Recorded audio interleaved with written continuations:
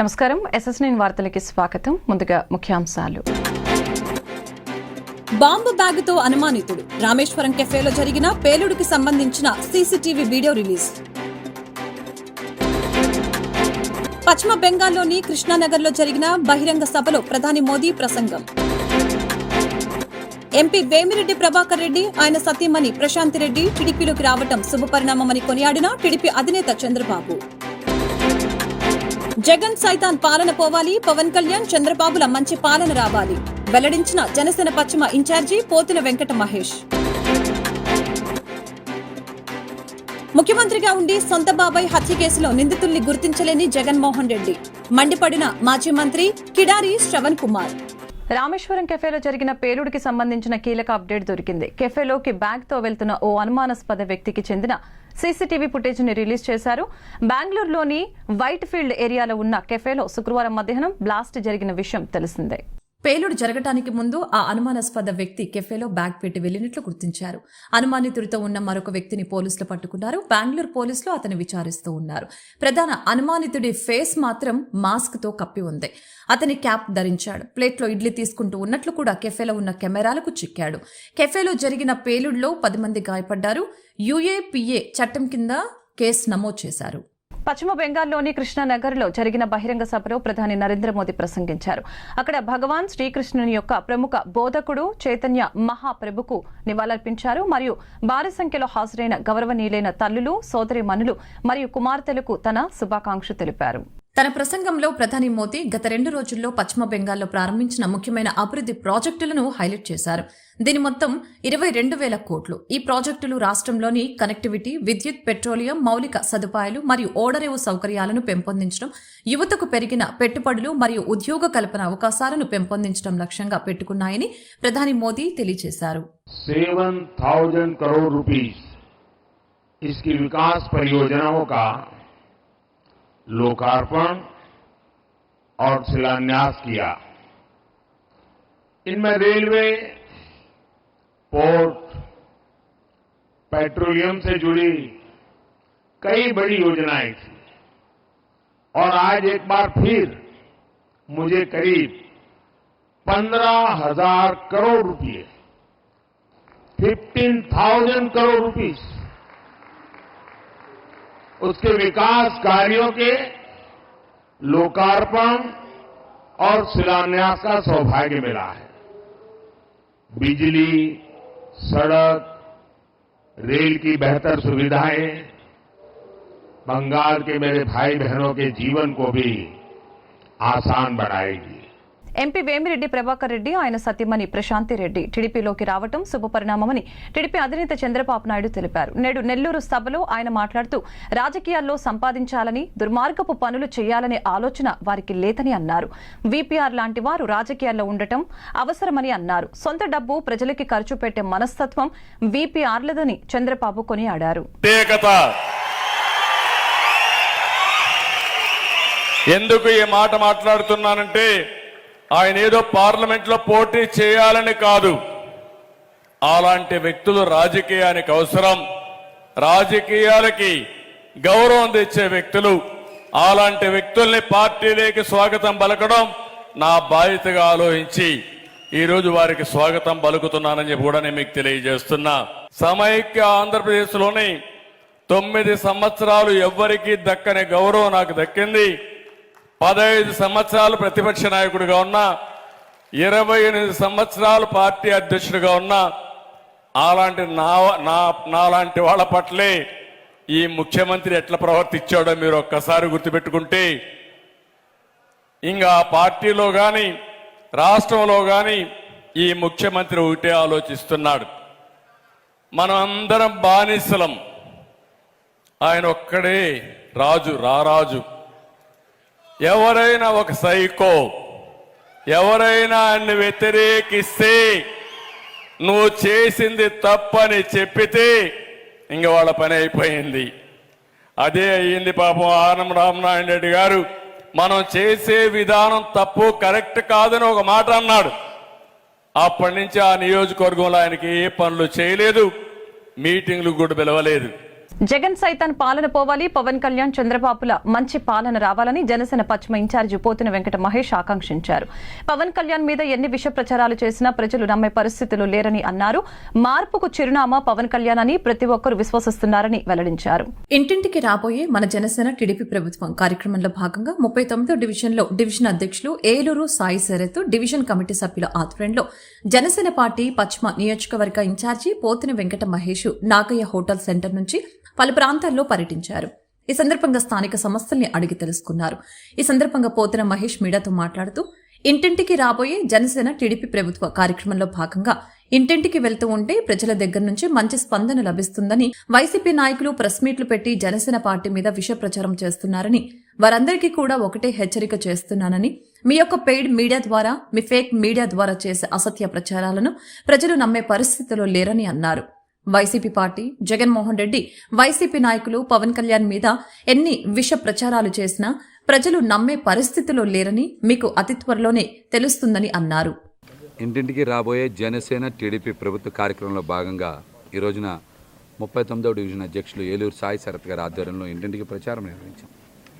ప్రజల దగ్గర నుంచి ఒక మంచి స్పందన లభిస్తోంది. ప్రజలందరూ కూడా పవన్ కళ్యాణ్ గారికి, చంద్రబాబు నాయుడు గారికి మద్దతు ఇస్తాం. జనసేన పార్టీకి, టీడీపీకి మద్దతు ఇస్తాం. ఈ రాష్ట్రానికి మంచి రోజులు రావాలి, ప్రజలు బాగుండాలి, ఆనందంగా ఉండాలి అంటే ఖచ్చితంగా పవన్ కళ్యాణ్ గారు, చంద్రబాబు రావాలనేటువంటి మాట ప్రజలు స్వచ్ఛందంగా మాట్లాడుతున్నారు. వారు చూపించేటువంటి మద్దతుతో, వారిచ్చేటువంటి ప్రోత్సాహంతోనే మేము అనేక ప్రాంతాల్లో పశ్చిమ నియోజకవర్గంలో ఇంటింటికి కూడా వెళ్ళి ప్రజల్ని కలుస్తూ వారి మద్దతు కోరుకుంటూ వారి సమస్యలను కూడా అడిగి తెలుసుకుంటాము. ఈ ప్రాంతంలో కూడా ప్రజలందరూ కూడా చెప్పారు, మహేష్ గారు సైతాన్ పాలన పోవాలి, రాక్షస పాలన పోవాలి, మంచి పాలన రావాలి అంటే ఖచ్చితంగా జనసేన టీడీపీ పవన్ కళ్యాణ్ గారికి, చంద్రబాబు నాయుడు గారిని ఆశీర్వదిస్తామని, జగన్ లాంటి సైతాన్ని ఈ రాష్ట్రం నుంచి పారదోలుతామని ప్రజలు స్వచ్ఛందంగా హామీ ఇస్తూ ఉన్నారు.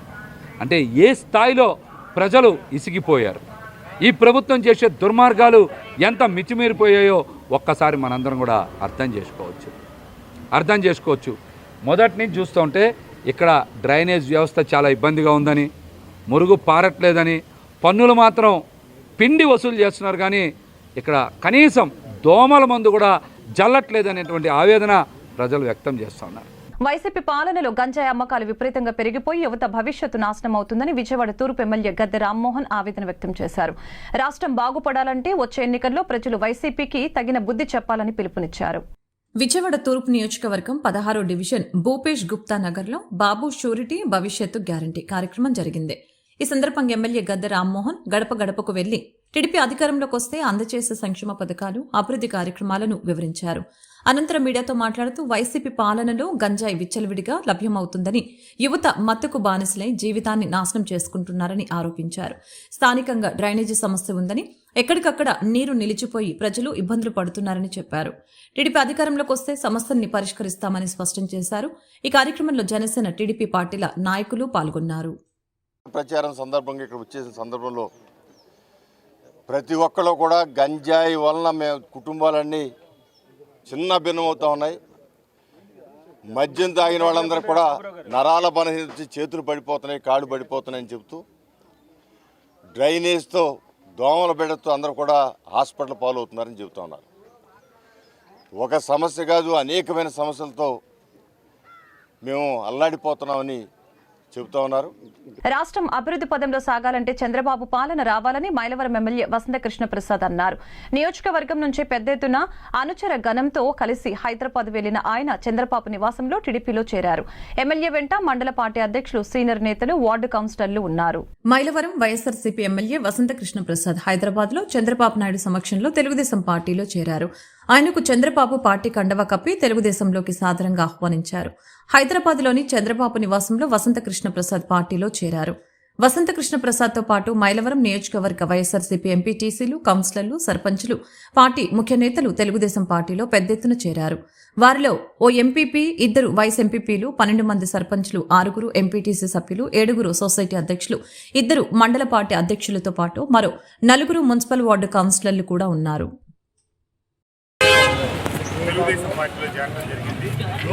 వారి నాయకత్వంలో ఈ రాష్ట్రం పురోగతి చెందాలని, వారికి నాకు వైఎస్ఆర్ కాంగ్రెస్ పార్టీలో జగన్మోహన్ రెడ్డి గారు స్వయంగా పిలిచి టికెట్ ఇస్తామని చెప్పి అన్ని వనరులు సమకూరుస్తామని చెప్పినా కూడా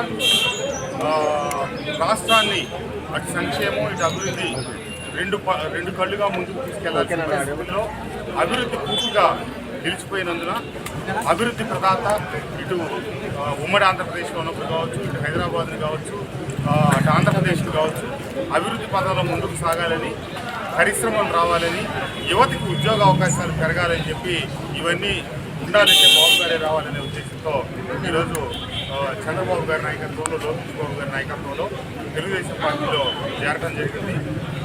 మైలవరం నియోజకవర్గంలో గడిచిన 6 సంవత్సరాలుగా వైఎస్ఆర్ కాంగ్రెస్ పార్టీ నాయకుడిగా నేను పార్టీ నిర్మాణానికి అభివృద్ధికి ఎంత కృషి చేశాను. కానీ పార్టీ సరైన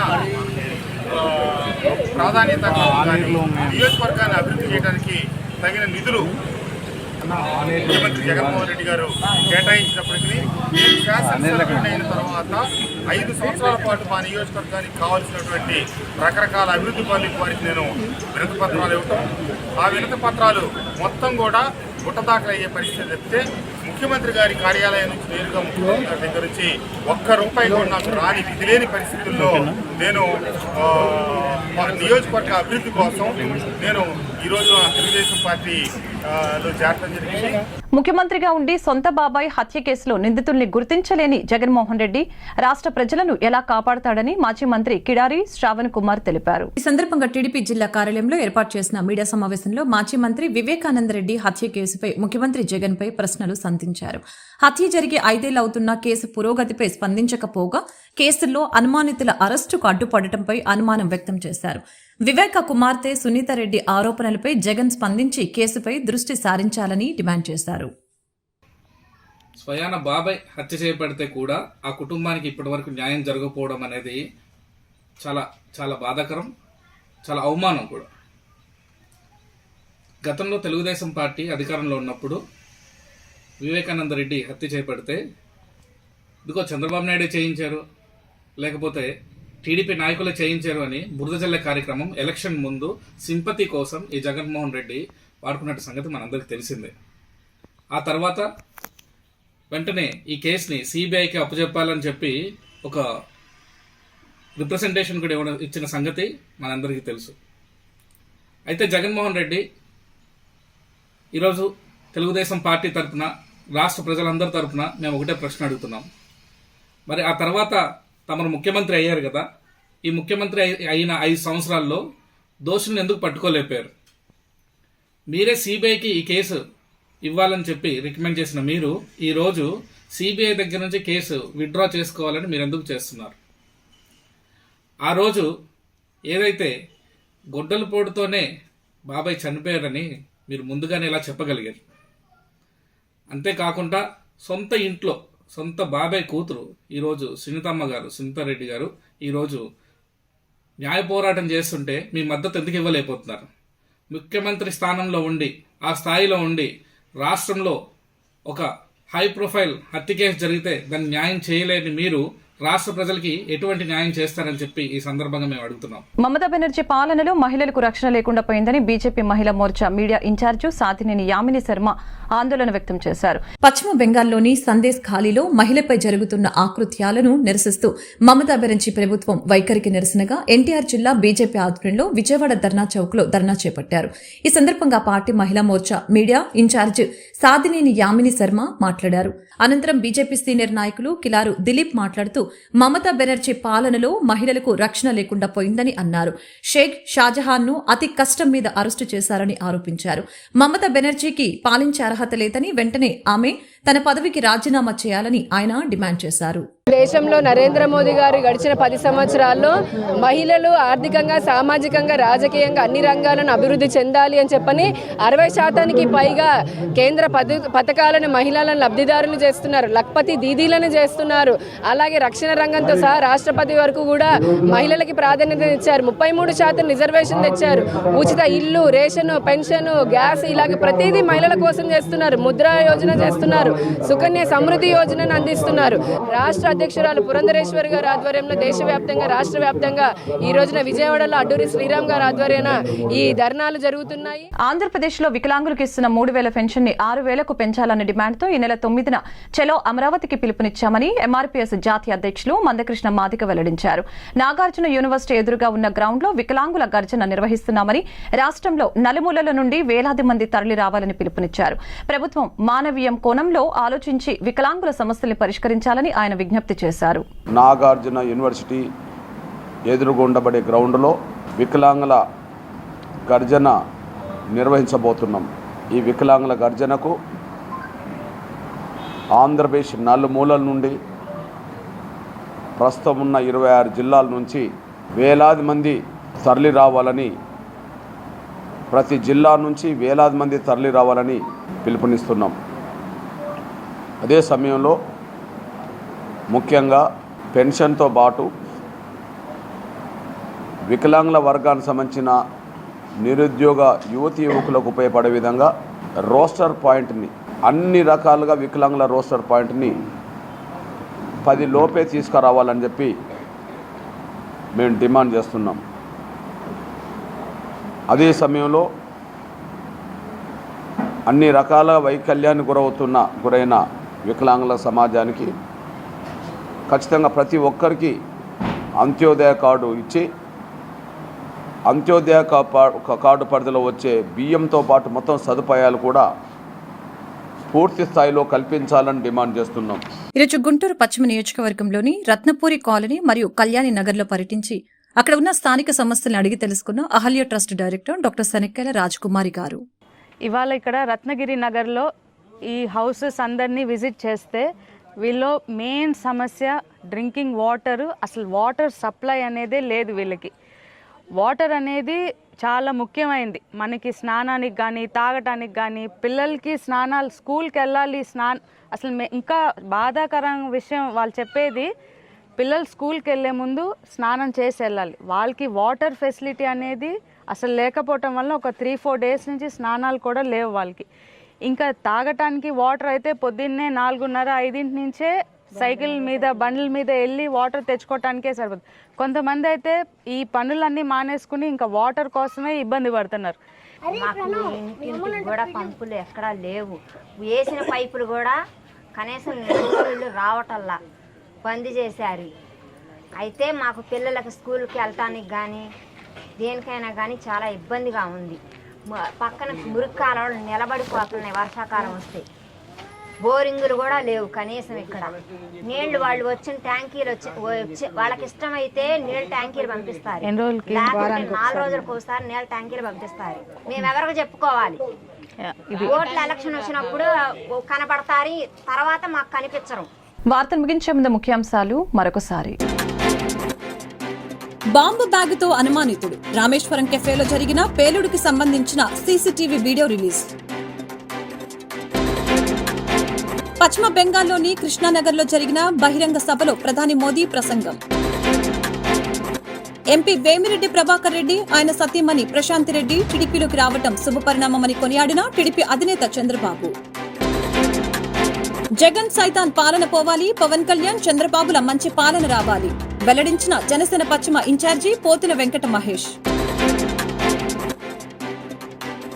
ముఖ్యమంత్రిగా ఉండి సొంత బాబాయ్ హత్య కేసులో నిందితుల్ని గుర్తించలేని జగన్మోహన్ రెడ్డి మండిపడిన మాజీ మంత్రి కిడారి శ్రవణ్ కుమార్. ఈ వార్తలు ఇంతటితో సమాప్తం. మరొక బులెటిన్లో మళ్ళీ కలుద్దాం. నమస్కారం.